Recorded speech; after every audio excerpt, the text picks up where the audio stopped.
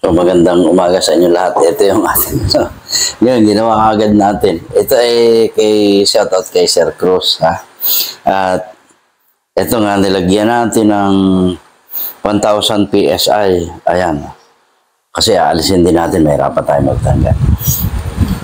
Ito ang ginawa natin, hindi ito threaded. So, 1,500 PSI yung output nito. Kaya lang ito, makikita niya accurate na accurate. 1,000 din. Tapos 1,000 din yung output niya. Yung ano niya. Yung input niya. So, yung ginawa natin, threaded na offset. Ayan. Tapos, inayos lang natin. Naglagay tayo ng extension sa barrel. Kasi kung makikita nyo, short na yung barrel niya.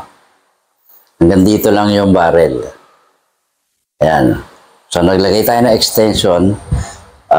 Halos sakto naman. Ayan. Pagkatapos, nilagyan natin ng silencer para tahimik.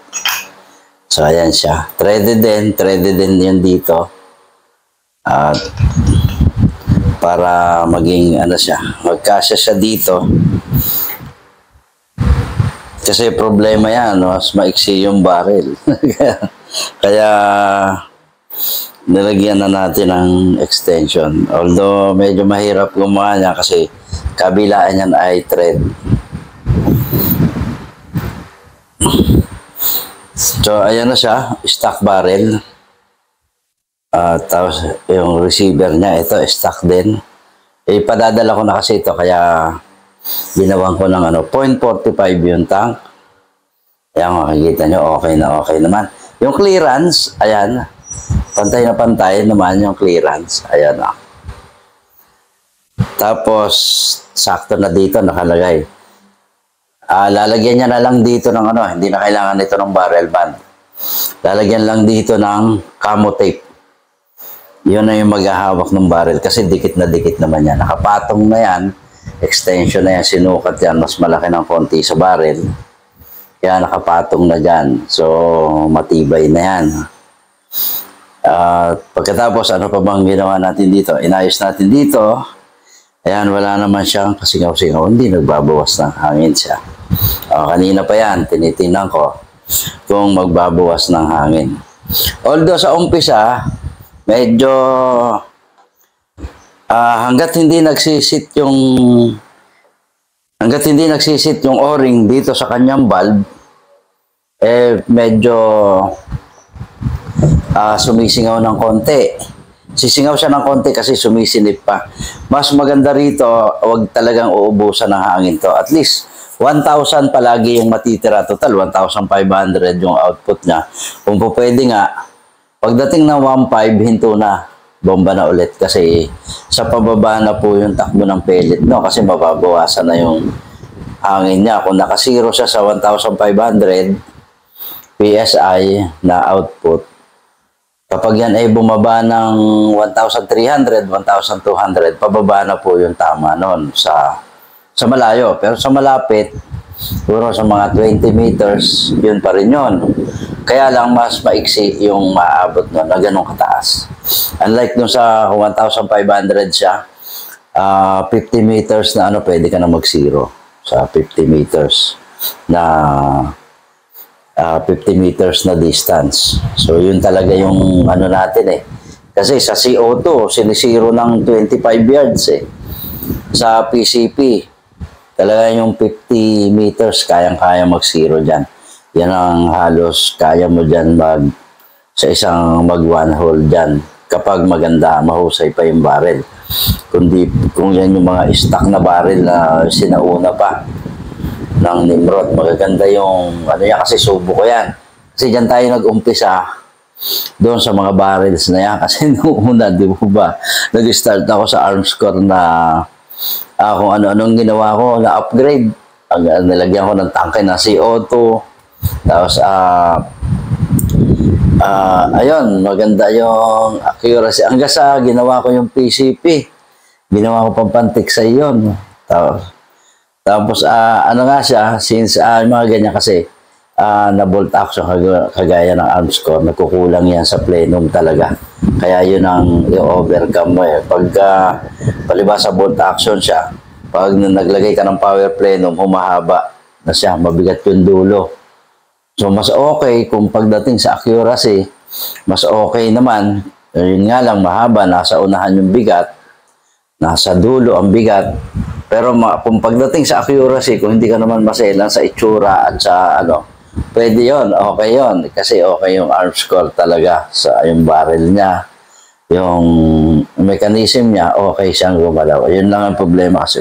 Unlike dito, kapag ito binulpap mo pa, ganyan na lang kahaba yan, ang madadagdag. Tapos, pitan nga natin ito. Yan.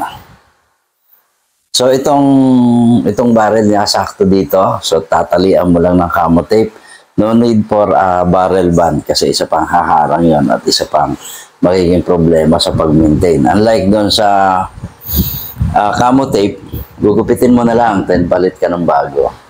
Every time na magtatanggal ka ng barrel, magtatanggal ka nitong offset, papalit ka ng o-ring, pero matagal naman po yan bago magka-problema. Ito nga, pagkatapos buuin, malagyan ko o-ring na lang nilagay ko doon sa niya. Napansin ko, wala naman pong singaw dito sa puno.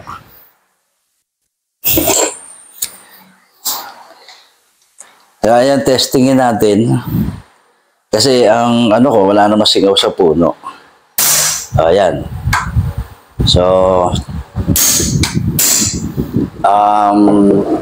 okay naman yung niya kasi ubusin ko rin yung hangin na ito eh. Kaya yung dyan, magsisit din naman lahat yung mga o-rings yan.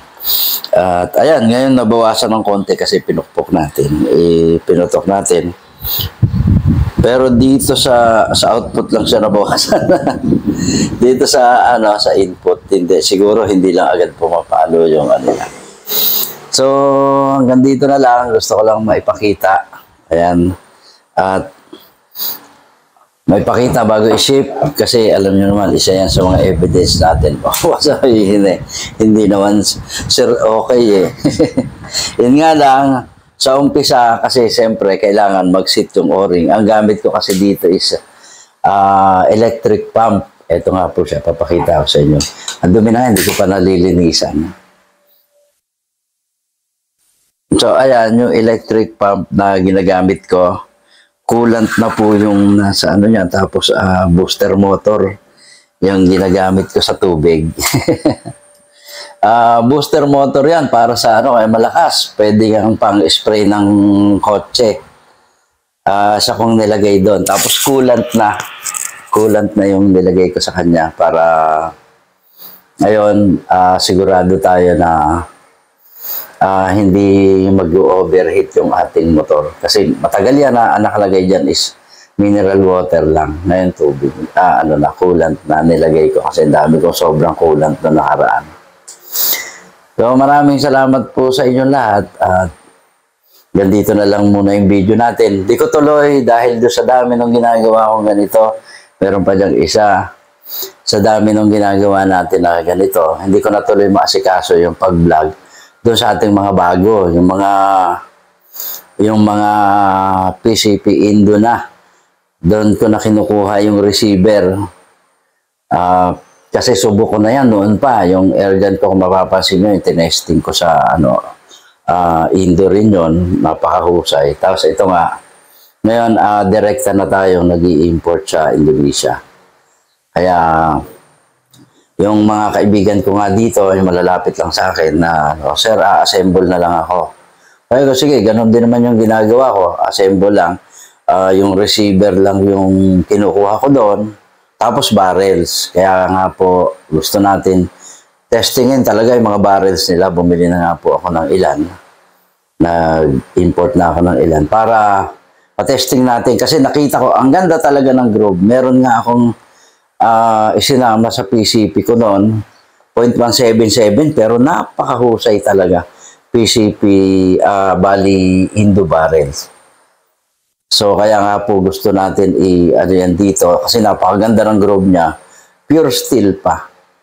Kaya ano, malalalim yung groove.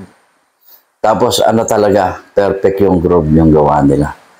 At kaya nga po yan, pagka ano, ipopromote ko yan. Titestingin ko lang doon sa isa kong PCP na kung gaano kahusay yung mga Indo na yan. Kasi nasa paggawa lang yan eh. Kasi pag pinadala nila yan, imamasin pa yan para doon sa O-ring, doon sa magpuputol ka pa dyan. Ako, nagpuputol ako eh kasi sobrang haba. Nasa 24 inches ang haba. So nagpuputol pa ako tapos ginagawan ko pa yan nung groove ng O-ring sa loob. Kaya talaga imamasin pa. Doon din siguro magbe-base kung gaano kahusay yung magiging performance niya. Kailangan perfect yung crown, yung groove sa O-ring, at saka yung kanal nun, dapat perfect yung dadaanan ng pellet. So, nandito na lang po. Maraming salamat po sa inyo lahat at babalot ko na to.